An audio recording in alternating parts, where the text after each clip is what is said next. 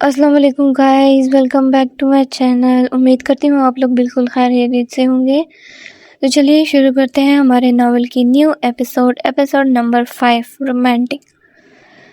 Channel کو subscribe کرنا نہ بھولیے گا۔ چلیے شروع کرتے ہیں۔ دشت وفا۔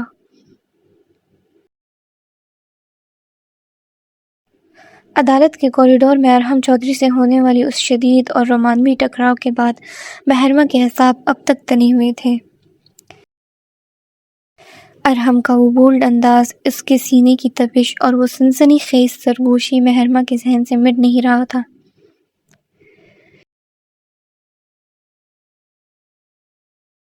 وہ خان حویلی کے اپنے کمرے میں بیڈ پر بیٹھی انہی خیالات میں گم تھی جب دروازے پر دستک ہوئی اور رامین مسکراتی ہوئی اندر داخل ہوئی۔ مہرمہ، تم اب تک کورٹ کے کپڑے میں بیٹھی ہو، کیا ہوا؟ رامین نے اپنا پرس بیڈ پر رکھتے ہوئے پوچھا۔ وہ آج ہی یونیورسٹی سے اپنے MS کا ایڈمیشن فارم جمع کروا کے آئی تھی اور اس کے چہرے پر ایک پڑھی لکھی لڑکی کا وقار اور دھیمی سی مسکراہٹ تھی۔ مہرمہ نے خود کو سنبھالا اور ایک گہرا سانس لیا۔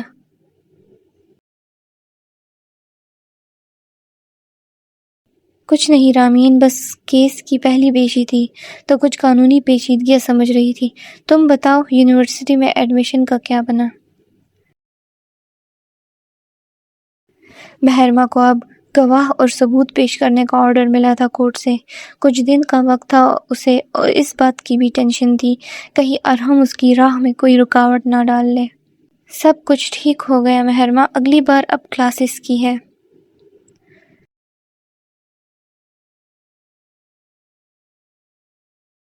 رامین نے جواب دیا، مگر اچانک اس کے ذہن میں یونیورسٹی کی گیٹ پر کھڑا وہ لڑکا یاد آ گیا جو اسے اس دن بازار میں بھی ملا تھا۔ اتنی گہری اور دیوانی نظروں سے دیکھ رہا تھا۔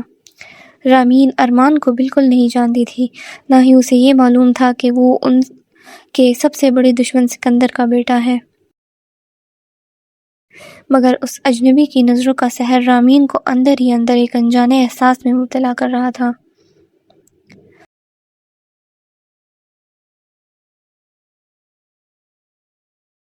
دونوں بہنیں اپنے اپنے دلوں میں چودھری حویلی کے دو مردوں کے سحر کا شکار ہو رہی تھیں۔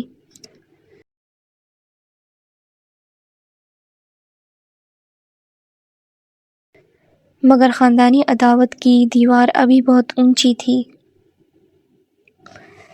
دلاور پور سے دور شہر کے ایک ایسے مضافاتی علاقے میں جہاں رات کے اندھیرے میں شرافت کا نقاب اتر جاتا ہے۔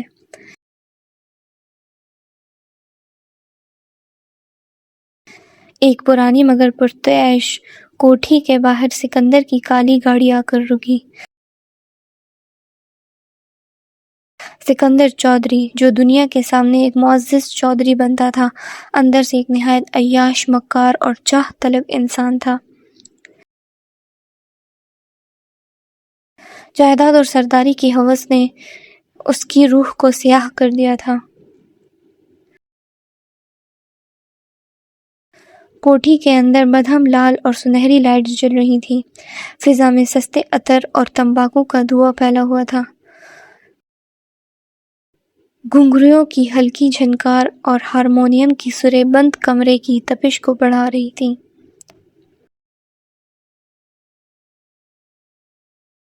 کمرے کے وسط میں ریشمی کپڑے کی ساڑی پہنے ایک طوائف اپنے ناز نخروں کے ساتھ رقص کر رہی تھی۔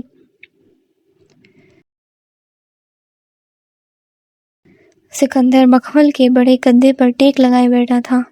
اس کے ایک ہاتھ میں شراب کا گلاس تھا اور چہرے پر ایک شیطانی اور بے باک مسکراہٹ تھی۔ وہ طوائف کے ہر ہلے پر نوٹ اچھل نچھاور کرتا اور اس کی ہوس پرست نظریں اس کے وجود کا طواف کر رہی تھیں۔ جیسے ہی رقص ختم ہوا، سکندر نے تالی بجائی اور وہاں موجود باقی سازندوں کو باہر جانے کا اشارہ کیا۔ کمرے میں اب صرف سکندر اور وہ طوائف رہ گئے تھے۔ وہ طوائف ناز سے جلتی ہوئی سکندر کے قریب آئی اور اس کے گھٹنوں کے پاس بیٹھ گئی۔ چودھری صاحب، آج بڑے دنوں بعد اس غریب خانے کی یاد آئی۔ دلاور پور کی سرداری کے چکر نے آپ کو ہم سے دور کر دیا ہے، اس نے سکندر کے چہرے کو چھوتے ہوئے سرمئی نم آواز میں کہا۔ سکندر نے ایک زوردار قہقہا لگایا اور اس کی کمر میں ہاتھ ڈال کر اسے اپنے قریب کھینچ لیا۔ سرداری کا نشہ اپنی جگہ ہے نازو، لیکن اس نشے کو پانے کے لیے جو تھکن ہوتی ہے وہ صرف تمہاری آغوش میں دور ہوتی ہے۔ اس نے شراب کا ایک اور گھونٹ لیا اور طوائف کے گلے میں موجود سونے کی ہار کو چھوتے ہوئے اس کے آنکھوں میں جھانکا۔ اس عیاشی کی رات کے پیچھے بھی اس کا مکار دماغ جاگ رہا تھا۔ نازو، دلاور پور میں ایک بہت بڑا شکار ہونے والا ہے۔ خانوں کی ایک چڑیا لندن سے اڑ کر آئی ہے اور قانون کے جال بن رہی ہے۔ میں چاہتا ہوں کہ وہ چڑیا ایسے غائب ہو کہ چودھریوں اور خانوں کے درمیان وہ خونی جنگ چھڑے جو 20 سال پہلے بھی نہیں چھڑی تھی۔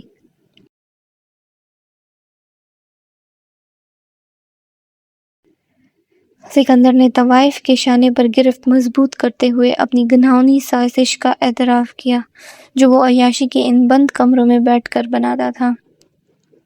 چودھری صاحب، آپ تو بڑے ظالم نکلے۔ طوائف نے ہنستے ہوئے اس کے سینے پر سر رکھ دیا۔ سکندر نے لیمپ کی روشنی کو مزید مدھم کر دیا اور اس سیاہ رات کے اندھیرے میں جائیداد کی ہوس اور عیاشی کا کھیل پروان چڑھانے لگا۔ سکندر کا پلان بالکل صاف تھا۔ وہ مہرمہ کو غائب کروا کے سارا الزام ارحم پر ڈالنا چاہتا تھا تاکہ ارحم جیل جائے یا خانوں کے ہاتھوں مارا جائے اور چودھری حویلی کا تاج سیدھا سکندر کے سر پر چڑھے۔ سکندر نے نازو کو صوفے پر گرایا اور اس کے اوپر جھکا۔ وہ اچانک سے اس کی لبوں کو اپنی قید میں کرتا کاٹنے لگا۔ آہ سکندر! نازو لطف اندوز ہوتی سسکیاں بھرنے لگی اور سکندر کا پورا ساتھ دینے لگی۔ سکندر اس کی پہنی چمکیلی ساڑی کو اس کے جسم سے ہٹاتا اس کے سینے پر جھکا۔ وہ اسے چوم نہیں رہا تھا بلکہ کاٹ رہا تھا اور نازو اس سے لطف اندوز ہو رہی تھی۔ سکندر اب بے چینی سے خود کو بھی کپڑوں کی قید سے آزاد کرتا۔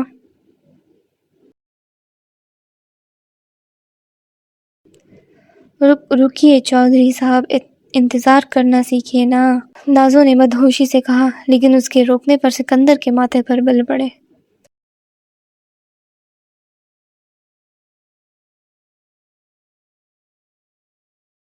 اس نے نازو کا جبڑا دبوچا۔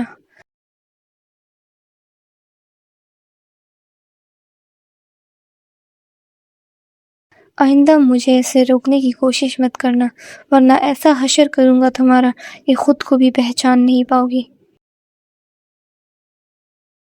سکندر نے اتنا کہتے ہی اس کی ٹانگیں کھولی اور جھٹکے سے اس میں داخل ہوا۔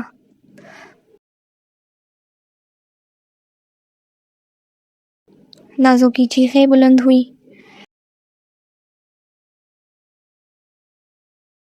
اس کا انداز اتنا بے رحمی بھرا تھا کہ نازو کی چیخیں کمرے سے باہر نکلنے لگیں اور باہر کھڑی اور طوائفیں نازو پر بس رحم ہی کر سکتی تھی، کیونکہ جو بھی چودھری سکندر کے ساتھ رات گزارتا وہ پھر ہفتوں بیڈ پر پڑا رہتا۔ اور آج نازو کی باری تھی۔ اسے لگا تھا اپنے حسن سے وہ سکندر کو اپنے نیچے کر دے گی، لیکن وہ غلط تھی۔ سکندر جیسے گھٹیا انسان کے لیے تو بس جائیداد اور سرداری ہی اہمیت رکھتی ہے۔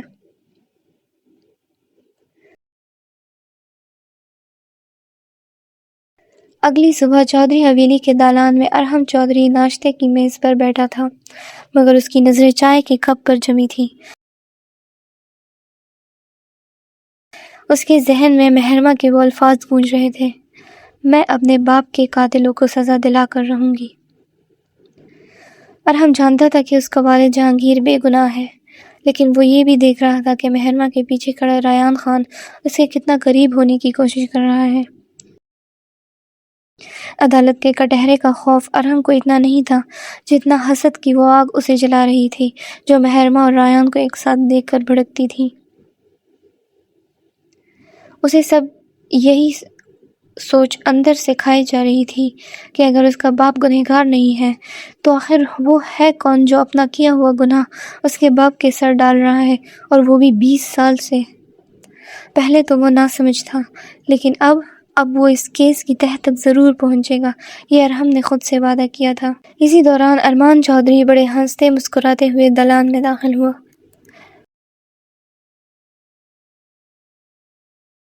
اس کے ہاتھ میں بائک کی چابی تھی اور وہ اپنے ہی موڈ میں کوئی گانا گنگنا رہا تھا۔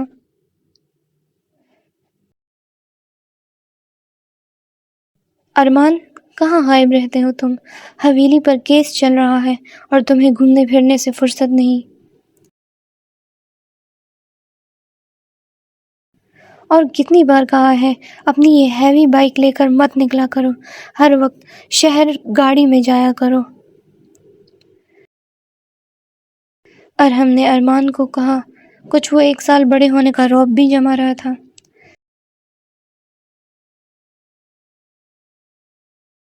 ارے بڑے بھائی، زندگی ایک بار ہی ملتی ہے، تھوڑا مسکرایا کرے۔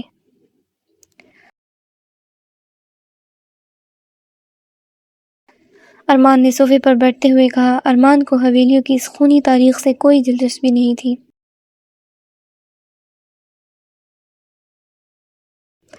اس کے دل و دماغ پر تو بس یونیورسٹی کی گیٹ پر دیکھی گئی وہ معصوم لڑکی چھائی ہوئی تھی، جس کے نام اور پتے سے وہ اب بھی بے خبر تھا، مگر اس کا دل اس کے عشق کی پہلی سیڑھی چڑھ چکا تھا۔ جاری ہے۔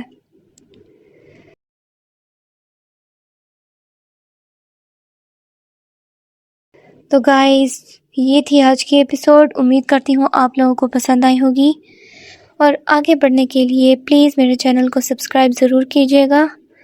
ایک سبسکرائب تو لازمی بنتا ہے میرا، میں اتنی محنت جو کر رہی ہوں۔ تو ملتے ہیں نیکسٹ ایپیسوڈ میں، تب تک کے لیے اللہ حافظ۔